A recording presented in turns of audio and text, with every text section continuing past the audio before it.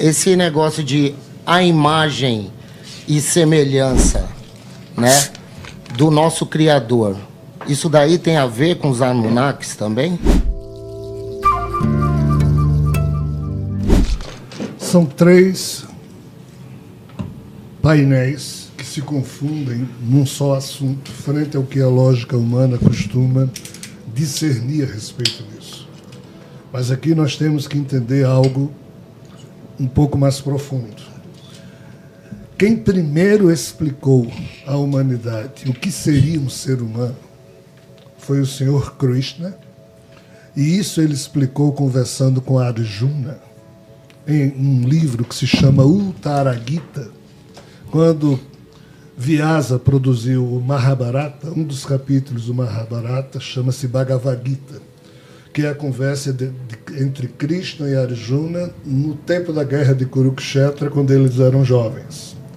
Só que Gita significa canção, Bhagavad Gita, canção do Senhor.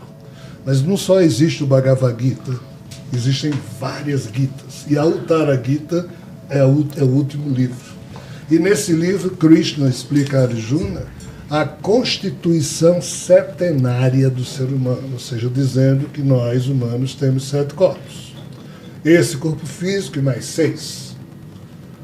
Krishna dizia que quando esse corpo físico nasce, 3 outros fantasminhas a ele se congregam, formando o quaternário inferior. Aí, nesse ponto, a tríade imortal se vincula a esse quaternário inferior logo após a fecundação do óvulo pelo espermatozoide. E Krishna nos diz, nessa tríade imortal, existe a primeira relação de, entre aspas, semelhança, que cada espírito tem, mas com o corpo átmico, ou seja, a presença do divino ou do sagrado, que habita em cada espírito particularizado. Então, se por trás de cada ser humano existe um espírito, nesse espírito habita a presença do sagrado, que faz com que essa consciência espiritual particularizada tenha relação de semelhança com Deus. Só que o Deus aqui é o incognoscível, não são esses deuses, Javé, Deus bíblico, o Enki, Deus Anunnaki, blá blá blá, é outra história. Então, respeitada essa relação de semelhança, e vamos agora para outra relação de semelhança que é mais bagunçada. Aí qual o problema? O problema é que a ciência não sabe explicar por que é que, se ela pega fósseis de seres humanos com 70 mil anos, 80, 90, faz análise do DNA e não acha o gene FOXP2. Mas quando eles pegam fósseis de humanos a partir de 48 mil anos para cá, aí aparece o gene FOXP2. O que é o gene FOXP2? É um gene que aparece na nossa área HR1 do nosso DNA, que é responsável pela nossa capacidade de racionalidade, que é que nos permite trabalhar com símbolos. De onde esse gene veio, ninguém sabe, ou sabe. Mas sabe como? A ciência descobriu o quê? Que ele surgiu há 48 mil anos, porque nos fósseis ele vai até aí. Então a ciência sabe que ele surgiu, mas não sabe como surgiu. Aí, no século XIX, a turma descobriu as ruínas da biblioteca de Nínive, antiga capital do Império Assírio, que hoje fica lá no Iraque.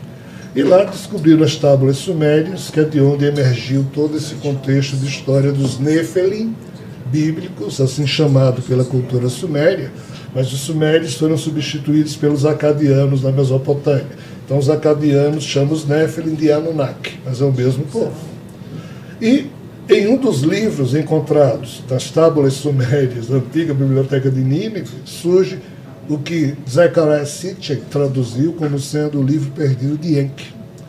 E aqui Enki, o tal Anunnaki, conta que ele, Thoth, Ningizida, isso, e uma irmã deles dois, pegaram vários casais de hominídeos, ou seja, Homo erectus, Homo neandertal, Homo sapiens, e Enki introduziu a genética da sapiência dele nesses casais, procurando o quê? Não promover racionalidade de ninguém, não. Ele só queria que os humanos entendessem a ordem dos Anunnakis, porque os Anunnakis da época não aguentavam mais trabalhar nas minas de ouro, lá embaixo. Vou trocar de novo, já. Vamos trocar de novo. Bora Não trocar. há problema nenhum. À vontade. Continua? Continua. Então, Enki seria alguém que, tipo, se nós somos, vamos supor, tio Harry, que você tem uma fazenda. Aí lá tem cavalo, vaca, e você diz, eu vou colocar minha genética nessa turma para ver se eles compreendem melhor minha ordem. Tá? Não foi um gesto de amor, não é nada disso, é de controle. Então, Enki fez isso lá atrás, e o livro Perdido de Enki, mostra como eles, os Anunnakis, ficaram felizes porque finalmente tinham criado Os escravos perfeitos. isso, que entendiam as ordens. Nesse sentido, surgiu uma relação de semelhança da humanidade com o Enki, porque, de fato, um certo segmento da humanidade tem a genética herdada de Enki.